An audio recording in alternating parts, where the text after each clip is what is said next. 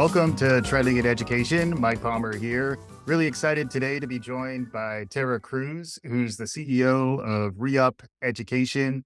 We're going to be talking about how to help folks who are struggling getting that college degree, getting that credential, the some college, no degree problem, which has reared its head on this show before. We'll get into that in some more depth with Terah in a bit. But before we do that, Terah, welcome to Trending in Education. Thanks for having me, Michael. It's great to have you. You have a really interesting story. I'd rather hear it in your own words. Can you catch us up on who you are and how you got to this point in your professional life?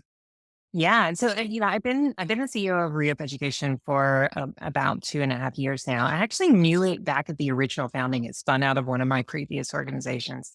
What attracted me to the company, as I was looking for my next thing, was very much the mission of the company. If you look back at my background, I'm very transparent about this on LinkedIn. I was a stopout. I was actually a high school stopout and a college stopout. My whole family, I like to say that there's like first generation and there's first generation. Most of my family were high school dropouts. I was a high school dropout from Mm, rural North Carolina. I came to higher education a little bit later in my career and a little bit later as an adult. And basically been in higher education for about 20 years now, in part because as an adult, I found my own way to University of North Carolina and looked around that most of the people I grew up with in rural North Carolina had it worse off than their parents, and their parents had it worse off than their parents. mm, And I had a different trajectory in front of me. And I've been in higher education really ever since. mm. Spent some time on the academic side of the house and the research side of the house and the student service sides of the house. Really found my passion in helping universities innovate, grow, serve new audiences. Did stint at ASU, Yeah. helping out with that. Several years as a consultant, working with universities, mostly the presidents and C-suite on helping them reach adult learners and new population. Yeah. A little bit of a stint at Guild Education as well, which everybody seems to know these days. Yeah. And then when ReUp came around, it seemed like the perfect marriage between my passions, my personal experience, and really an opportunity to do what I'd like to think most of my career has been about of like, how do we take the luck out of success in Yeah. higher education for people who, have fallen through the cracks at various points? Like, where are the ladders to help them get back in? And how do we make it less about luck and much more intentional? Yeah. I love the through line. Humanist psychologies talk about it as congruence, where your mission is through Hmm. your backstory. And that's really Yes. interesting in that you, in many ways, were the target demographic, the target audience that you're looking to help now with ReUp. Can you flesh out a little more the story of ReUp then? Like how long they've been around Yeah. and when you came in and what you're doing now? Yeah. So REAP was founded 8 years ago, and it was founded really at the very beginning with a mission that we still serve today. It was founded with a realization that there are tens of millions of people with some college or credential in the country. And by and large, the vast majority of them never even get asked, do you want to go back to school? Nobody serves them. Nobody supports them. If schools do support them, they by and large only reach out to them maybe for 6 months, maybe a year. If they're really, really sophisticated large institution, they may reach out to them after they've been out for a couple of years. Yeah. But after they've been out any longer than that, they don't do anything with them. Mm, REAP was founded to address that at its very beginning. And it was founded as a company that partnered with universities and colleges and community colleges. But the list of people who'd stopped out from that school found them, began a conversation with them, provided all manner of supports and engagement to them to help them eventually make their way back into school and then ultimately support them all the way to graduation. We've been doing that for 8 years. mm, And when I joined the company, it had really proud history. I came in really to focus on how do we really ramp up our impact? How do we go from serving a couple thousand people a year to serving tens of thousands, even hundreds of thousands of people a year? And that's been part of the focus for the last 2.5 years. I would be curious, because it sounds like the 2.5 years, if I'm doing my math right, were a Yeah. non-trivial 2.5 years. That would take us back into maybe the middle of 21. So like pandemic Yeah. era to date and really like leadership and job transitions and kind of the new normal that we're Yeah. living in is all happening because folks like yourself are figuring out what ReUp is going to do. So you were brought in to scale and grow, but Yes. also at a time when the world was changing. What was that like? Uh, Interesting. What was interesting about 2021 is, the pandemic wasn't really over, but I think we had all sort of like settled into this new reality. Nobody was really moving for jobs anymore. Everybody was beginning to focus in on how do you build cultures? How do you build teams? How do you grow when you're in a distributed environment? And I like to think about myself as being very privileged and lucky to have worked at a wonderful place like Guild, where I got to see that work at 15, 1,600 people. Right. The last couple of years have been a few things. Like one is I think we've built a wonderful company that has grown. We're about 3 to 4x the amount of people. So we're about 160 people today Mhm. versus when I joined. That we've been able to do that and grow really, really fast in a still well distributed environment with sort of pockets of in person people. I could have a whole conversation with you about how do you run an organization in this world and how has that changed. What's been interesting, like tying it back to the mission though, is I think coming out of pandemic and when school got out of the like, oh my God, how do we solve for COVID? We started to see schools really back in and say, what have we lost? What have we ignored over the last couple of years? What are some of the things that are true to our mission, true to our goals, true to our values that maybe got set aside as we were in survival mode, just like everybody else? Mhm. So over the last couple of years, we've really seen schools and particularly government focus into saying, we have to be addressing working adults. We have to be finding adults out where they are today, getting them into school, getting them reskilled, getting them education, addressing some of these challenges that Mm. that we're seeing both in enrollment and in workforce and in wage gaps. And that's where ReUp has really been playing. And we've done that in a couple of ways. One is we've focused a lot of our energy and time on rethinking the experience for this population. And here's what I mean by that. If you think about the average working adult, as I mentioned, most of them have they've never even been asked if they want to go back to school. And if they do want to go back to school, there's all sorts of barriers and Right. challenges and understanding Also, that navigating their probably, way back. even, the lack of trust in higher ed as an institution, the feeling that Absolutely. they've been betrayed to some extent. So, like, how do you Absolutely. get them to feel okay to come back? Because it's in not just their best interest, it's in our collective best interest to kind of get the most Yes. out of this workforce. Absolutely. In fact, one of the ways I like to think about this is higher education is the second, and I say this to the team all the time, higher education is the second biggest investment you'll make in your life if you're lucky enough to buy a house. Mm. And you do it without a real estate agent, without a mortgage broker, Yeah. without any real laws on like, how much you can take out or any of the other things. Right. It's no wonder that people who made that first purchase and it didn't work out leave a little bit burned Yeah. and leave a little bit distrusting. We really have tried to focus in on how do we serve that role? How do we be that broker, that honest broker that's going to be there with that learner and help them navigate this system Hmm. and help them navigate it better than what they had in the past. And Right. in some ways help them like work through, our emotional, financial, and other barriers Right. that are preventing them from taking the step back. If you do that through not just a single solution, we think about it as right solution, right time, right person, Hmm. whether it be the coaching, the technology, the data, whatever the systems are behind the scene, it just works for our learners and works Yeah. for our institution.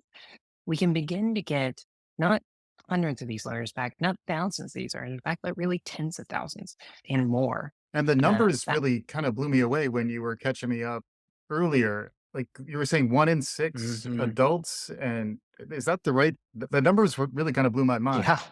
41,000,000. 41,000,000 people. This is 1 in 6 Americans. In fact, I was recently in DC and I was sitting down in the chamber and a few other like, big, obviously organizations. And it occurred to me in this way. Can you name one other instance where there's something that affects 1 in 6 adults in America where there's no advocacy Right. organization for them? In fact, a lot of our work recently has been focused on government because what we've realized is most governments aren't even aware of how big of a problem this is within their state. This isn't just a university problem. Right. This isn't just an employer problem. This is a policy. This is an economic problem, Hmm. but it's also, and perhaps even more important, it's an opportunity Hmm. because these are people who are part of the way back, part of the way to a better life. But it is a massive challenge. And the biggest, one of the things that keeps me awake at night is if you take current best practice policy, it would call for picking winners and losers and saying only focus on those people who are near completers or have been out for a short period of time. Hmm. We would end up ignoring the vast majority of these learners. So REIT's really trying to take a different approach to say, we don't pick winners and losers. We'll work with people who've been out 20 years, who have 10 credits. Um, doesn't matter. But if we want to address the 41 million and we want to start turning the tide on that number not growing, Yeah. we just have to think about this in a different way and on a different scale. Yeah. I mean, it really kind of blew my mind because the other direction that's out there is now, skills based hiring and some of the concerns about the credential and the pigskin effect, and not to mention the distrust of higher ed. There's some Mhm. headwinds, I think, in terms of the public perception out there.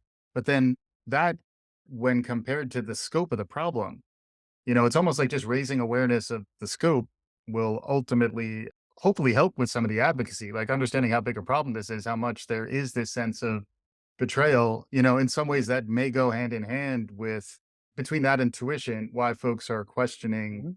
the promise of higher education. Yeah, but even in that, I want to push back on that a little bit because I don't think we see this as much with our learners. If you look in the media, you would think everybody distrusts higher education. Nobody believes in the value of higher education.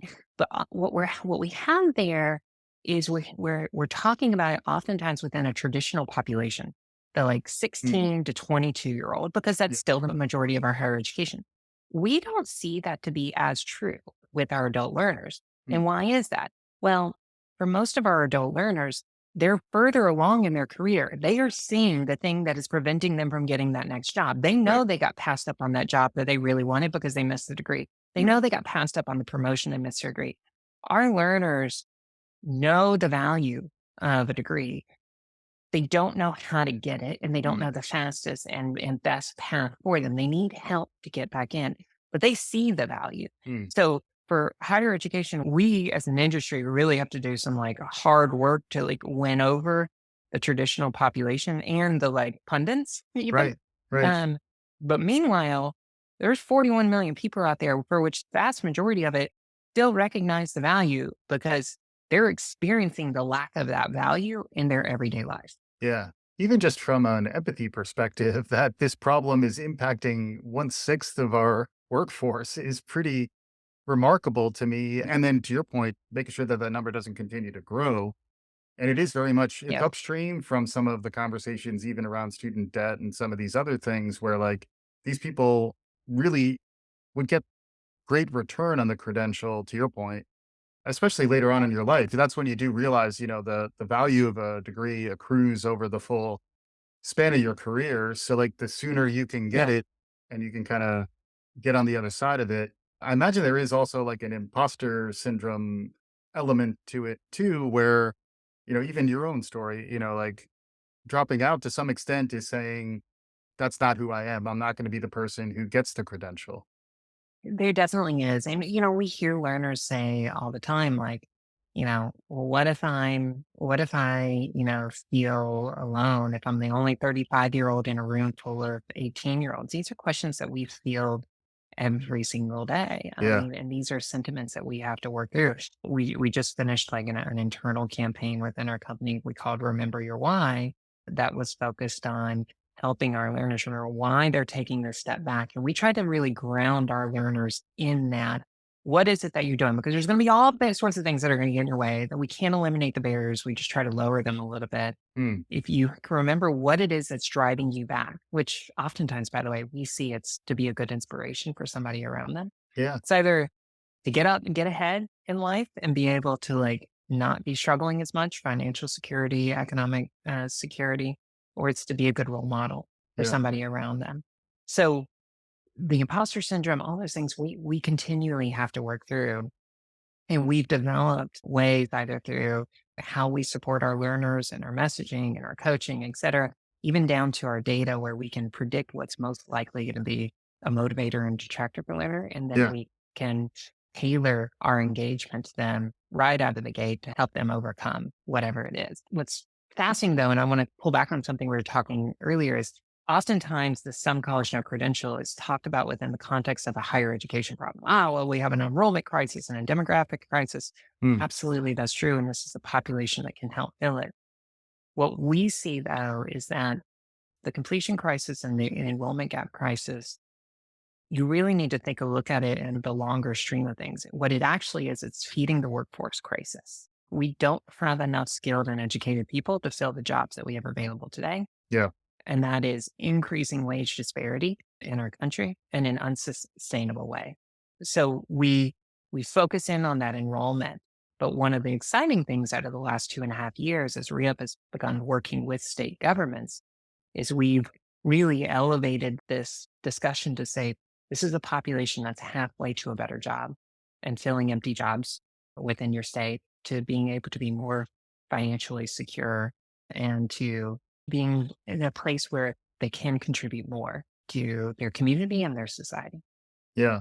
And we made it this far. Good on us. We made it this far without talking about artificial intelligence. But you kind of set me up there, Yes. Karen, where the Yeah, yeah. jobs on the other end, the workforce that folks are going to be hired into, even the skills that are necessary for folks to really advance in their careers are going to be transformed in some ways with the arrival of artificial intelligence, potentially more so for knowledge workers and creative workers and folks who have been a little more disruption proof as opposed to middle skilled, frontline workers.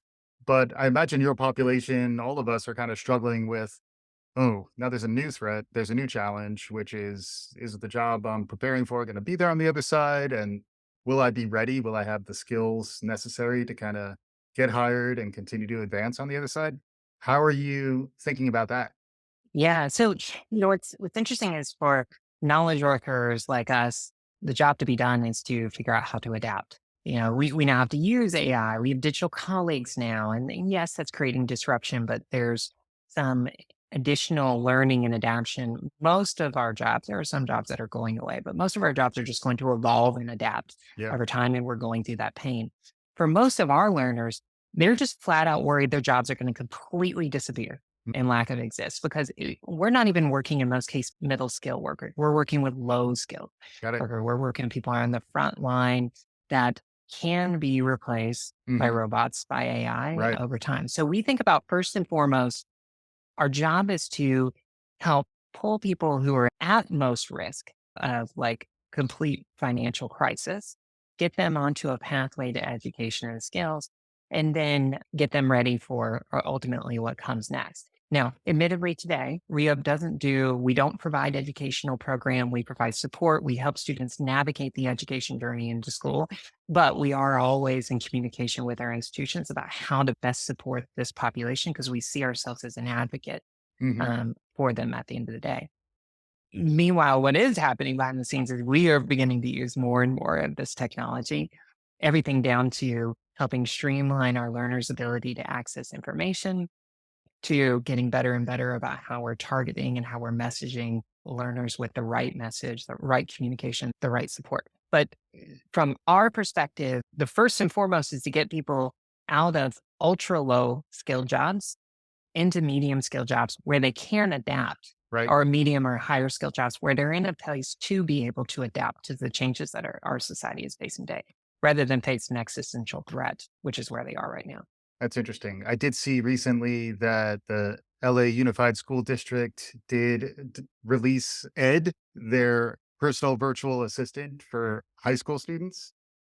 Any thoughts about that for your population? Getting a text message from a bot that is reminding you that your FAFSA is due or other kind of touch points that maybe traditionally are more human, but now can perhaps be blended with AI?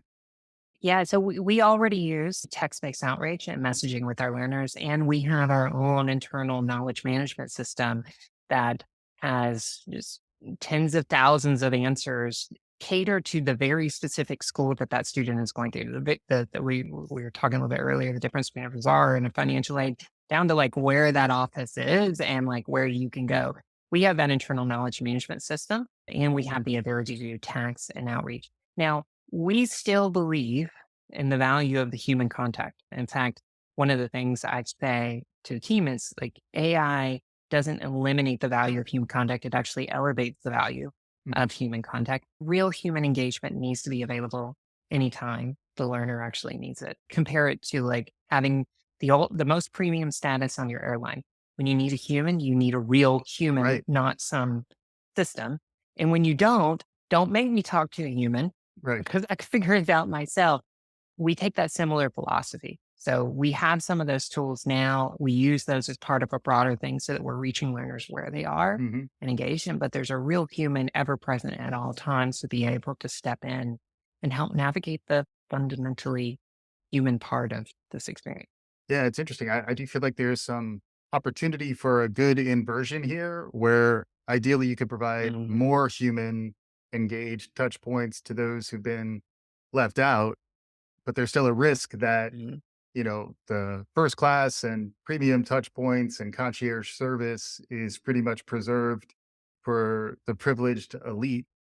You're in mhm. an interesting space there where, in some ways trying to reach out to these folks who maybe feel like they've been let go and ideally help bring them in and bring them success on the other side. What about that? Are you tracking the career success on the other side with the folks you've worked with? It's on the roadmap. Historically, we haven't, but now we are developing new ways to track and support people even post graduation. It's something I would say stay tuned. We've got it on the roadmap today, and we know it's the ultimate goal because our learners particularly come in with a very specific goal, and that goal is almost always better job, Mhm. more money, Yeah. more secure life. So we want and we are building ways to support them even past that. And then how about, just one more beat maybe on the skills side of the conversation? I imagine you are Mhm, thinking about employability. Obviously, you want to get them a degree, but then if you're just mhm, looking at what your partners are providing, I think you mentioned like 110 schools, like you have a pretty wide mhm, perspective on what's happening, in community colleges, regional universities, a lot of the pulse mhm. of that side of higher education, which probably doesn't get as much attention as it should. But what are you seeing out in the field there? Like, are there trends? Are there things bubbling up? Are there new ways to partner with government or industry to kind of move the needle? Yeah, one of the most exciting things over the last couple of years that we're just now beginning to like come out and talk about openly really has been in partnering with government. One of the challenges in addressing the some college or credential population always has been you have to go school by school. You have to get the list of the people of the school, then you have to find those students, and then you have to send them back, usually to their original school. Over the last couple of years, we have begun working and developing models to actually work with state governments to do this. What we found is that state governments are highly invested in finding this type of population. They may not even think about it in terms of some college no credential, but they care about this group of people. Mhm, Finding them, getting them into the programs that they've already invested billions in, and then ultimately building that pipeline into workforce, which they are struggling to fill. They're giving massive tax incentives to company and then cannot find enough people to do the jobs mhm, once those companies move in. That's the story everywhere in the country right now. mhm, Over the last couple of years, we've been on partnering with state governments to build statewide marketplaces mm, that centralize all, or not all yet, but most of the stop outs within their state, and then create a centralized strategy to find them and get them back to any school within the state. mm. The one that we've been most public about today is our work in New Jersey. I believe, don't quote me on this, but I believe we have 24 out of 33 schools in New Jersey. Nice. And they're almost 250,000 of the 690,000 stop outs Mm, in New Jersey are in our centralized database, and about 230,000 of them have received outreach and mm. engagement from us. Yeah. Um, we are working now getting them back in. We haven't officially released the public numbers yet, but what I can say is just in the first 2 terms, thousands, not hundreds, returned. And it's just we are incredibly excited about that being the future, where the organization is going and the ability to really do what I said at the very beginning. We have to stop thinking about this as like, let's get a few people back. We need to be thinking about how we get tens of thousands back Yeah. in every single region. By centralizing this strategy at the individual states, we remove the competitiveness between the individual schools. We remove any disincentive to allow for transfer. you start to see impact on a scale that is unprecedented. In fact, we've enrolled more learners in New Jersey in the last 2 terms than ReUp had done the entire year that I joined. Mhm. And then a lot of the problem space is rife with red tape and bureaucracy. FAFSA's debacle is now getting more news where how students, even if they figured out how to submit their form, it suddenly got harder. And there's more folks who are failing out there to the point where throw up their hands. Why submit for financial aid? Yeah. Then you don't get your Pell Grant. Then, the cascading effects down the road. Not to mention, if you did take on debt, how do you manage your debt while still getting back to get your degree? Maybe this is where the advocacy piece picks up, but like, how do you envision us starting to clear some of those obstacles to really open up these pathways to economic mobility? Yeah. So one, our core philosophy is these obstacles never really go away; they just change. I'm big on metaphors and analogies. I like to say that this whole experience of higher education is like a roller coaster. There's going to be some highs and there's going to be some lows. Mm, We can't eliminate the lows. What we can do is we as an organization adapt to provide and address those challenges when they pop up so mm, that those lows don't become so deep that people fall off. First and foremost, we are focusing on when these things pop up, our organization mobilizes to how to address this and support these learners so that they have that person, they have that support system, be it a person or technology or data, whatever, that mm. is there to help them reduce the chance that that barrier trips them Yep. along the way. That's our primary job. Reduce the friction, reduce the size of the barrier. Mhm. Beyond that, what keeps me awake even more so than the challenges, because that will always happen, is how many good policies are being developed in government right now and in states that don't get used. So a hefty chunk of our effort at this point is helping learners actually access the benefits that they're eligible for. Mhm. So it's a big push for ReUp over the last year, a year or two, and it's going to continue to be a push moving forward because I think a lot of policymakers are doing really great work that is very much designed to serve this population, but those policies are just not getting used. And by being an advocate for those learners, we can also get real on ground feedback and provide that back to the policymakers so that they can tweak and develop even better policy the next time around.